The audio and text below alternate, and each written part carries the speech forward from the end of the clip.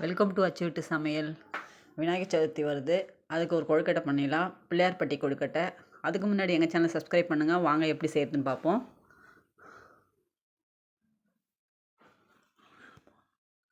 ஒரு கிண்ணத்தில் எடுத்துக்கலாம்.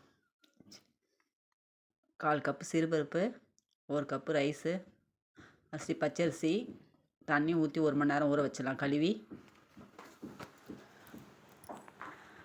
கழுவிட்டு ஆற வச்சுட்டு கொஞ்சம் தண்ணி இல்லாத மாதிரி எடுத்துன்னு வந்துடணும். அரிசியை அதை கடாயில் போட்டு நல்லா வறுத்துக்கணும்.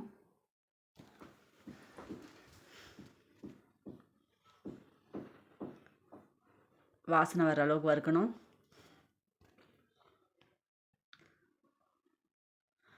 ஆற வச்சுட்டு மிக்சியில் போட்டு பொடி பண்ணிடலாம். கொஞ்சம் குறகுறப்பாக பண்ணணும்.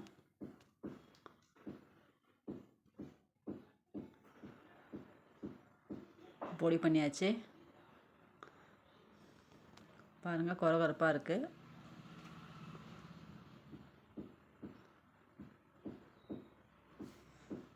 கடாய் வச்சிடலாம். 3 கிளாஸ் தண்ணி ஊற்றிக்கலாம். 1 கிளாஸ் அரிசியும் 3 கிளாஸ் தண்ணி ஊற்றிக்கலாம். கொஞ்சம் போல் உப்பு சேர்த்துடலாம். அரைச்சதை இதில் கொட்டிடலாம். பவுடரை நல்லா கலக்கி விட்டுடணும், கட்டிப்படாமல்.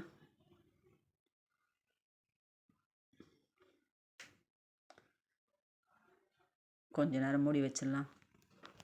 வேகணும். அது நல்லா கலந்து விட்டுருவோம். வெல்லம் 1 கப்பு சேர்த்துக்கலாம். வெல்லம் போட்டு நல்லா கலக்கி விட்டுடலாம்.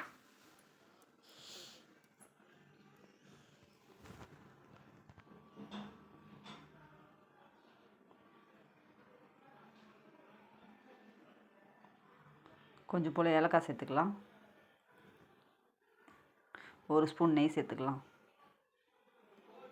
தேங்காய், துருவின தேங்காய் சேர்த்துக்கலாம்.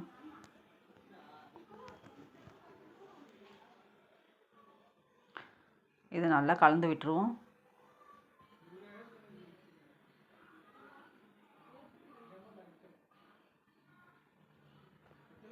கொஞ்ச நேரம் ஆறட்டும்.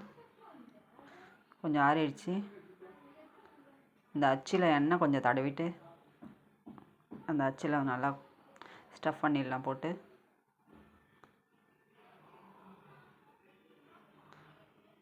அந்த மோதகம் மோல்டில் போட்டு நல்லா அமுத்தி விட்டுருவோம் உள்ள. நல்லா அப்போ தான் அச்சு நல்லா வரும்.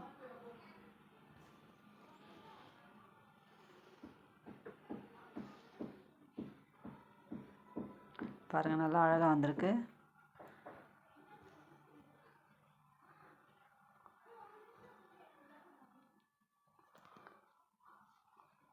இதேமாரி எல்லாம் செஞ்சிடலாம். இட்லி குண்டானில் வச்சிடலாம். இப்போ அவிக்கிறதுக்கு ஒரு 10 நிமிஷம் வேக வச்சா போதும். 10 நிமிஷம் ஆயிடுச்சு. நல்லா வெந்து வந்திருக்கு பாருங்கள். ஸ்டவ் ஆஃப் பண்ணிடலாம். இப்போ பிளேட்டிங் பண்ணிடலாம். அவ்வளோதான், சூப்பராக கொழுக்கட்டை தயாராகிடுச்சு. நீங்களும் செஞ்சு பார்த்துட்டு எப்படி இருக்குன்னு சொல்லுங்கள்.